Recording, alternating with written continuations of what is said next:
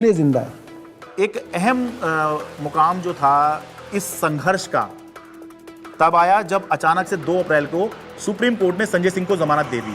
संजय सिंह को जमानत मिल गई है। आम आदमी पार्टी के सांसद संजय सिंह को जमानत मिल गई। जश्न का वक्त नहीं है, जंग का वक्त है। संघर्ष के लिए तैयार हो जाओ, जम के लड़ेंगे और लड़ेंगे लड़ेंगे लड़ेंगे। That was the time at which I felt कि शायद हमारी इमोशंस बाहर निकल कर आई। एंड जिस दिन मनीष जी की बेल हुई थी और मुझे याद है उस दिन I was at a school inauguration. I am not very prone to being, मैं बहुत ऐसे इमोशनल व्यक्ति नहीं हूँ, पर उस दिन तो मैं स्टेज पर ही रोने लग गई थी। मैं एक पब्लिक उसमें थी, इनॉग्रेशन में थी। मनीष सिसोदिया को सुप्रीम कोर्ट से जमानत। इन्होंने स्टडी तो पूरा किया और उन्होंने सीढ़ी भी ठीक बनाई थी, बट वो सीढ़ियाँ ना, इसको ये नहीं पता था कि सारे केजरीवाल के रंग में रंगे हुए। डिले किया जा रहा है, डिले पर डिले, वो मनीष सिसोदिया की तरफ से नहीं, जब बल्कि प्रक्रियागत है। और तुमने सारे के सारे रिसोर्सेज यूज कर डाले। तुमने ईडी यूज कर डाला, तुमने सीबीआई यूज कर डाली, एसीबी यूज कर डाली, विजिलेंस यूज कर डाला, दिल्ली पुलिस यूज कर डाली, सारा मीडिया का नैरेटिव यूज कर डाला। पूरी पावर तुमने, मतलब कितनी गन पावर है बीजेपी की, आपने सब कुछ यूज करके इन सारे लीडर्स को अरेस्ट कर लिया। उसका रिजल्टेंट क्या है? 0। आम आदमी पार्टी के पूर्व मंत्री और वरिष्ठ नेता सत्येंद्र जैन को आखिर दिल्ली के राउज एवेन्यू कोर्ट से जमानत मिल गई है।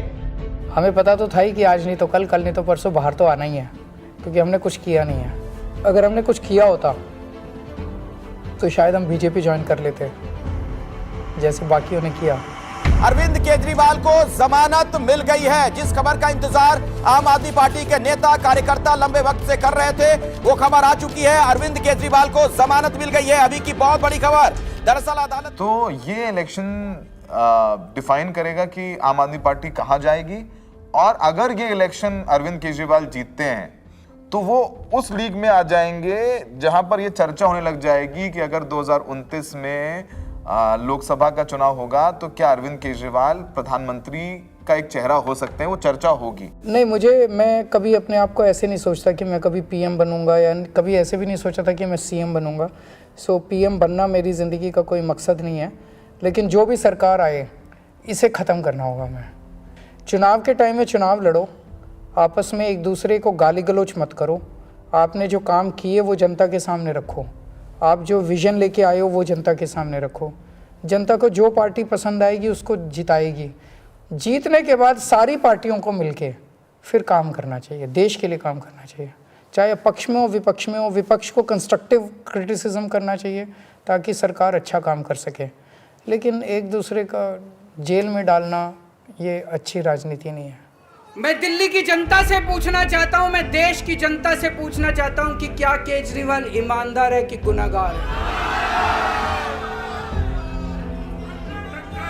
दोस्तों, 2 दिन के बाद, आज से 2 दिन के बाद मैं सीएम की कुर्सी से इस्तीफा देने जा रहा हूं, और मैं तब तक सीएम की कुर्सी पे नहीं बैठूंगा जब तक जनता अपना फैसला ना सुना ले। Did you anticipate his resignation, and why did he resign? रुके न जो, रुके न जो, झुके न जो, दबे न जो, मिटे न जो, हम वो इंकलाब हैं, जुल्म का जवाब हैं, हर शहीद हर गरीब का हम ही तो ख्वाब हैं। रुके न जो, झुके न जो, जी रहे हैं इसलिए कि प्यार जग में जी सके, प्यार जग में जी सके, प्यार जग में जी सके।